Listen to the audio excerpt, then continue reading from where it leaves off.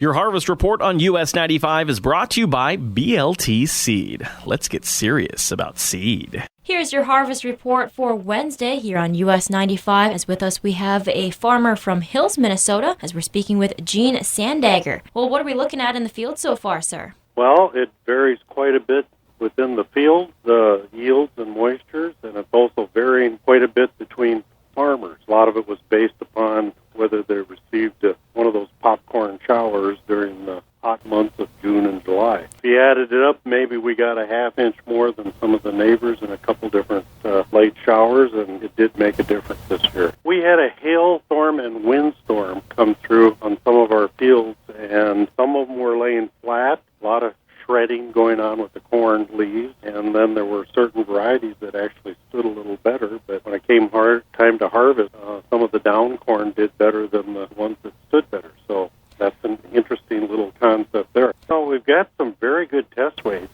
up in that 55 to 57 range, some even 58. Biggest thing is that in our area, the cob size weren't quite filled out to the tips of the ear. But the corn we've harvested right now is anywhere from start out at 24 on some of the down corn. Right now we're doing some that's 19%. I'm sure we got some fields that might be a little drier. The beans, when we finally did harvest them, in that 10% range. A lot of green beans. We call them greenies in the bin. So it was hard to get the whole field to mature at the same time. Well, thank you, Gene. That was GeneSandager from Hills, Minnesota, with your Harvest Report update here on US 95. Your Harvest Report on US 95 is brought to you by BLT Seed. Let's get serious about seed.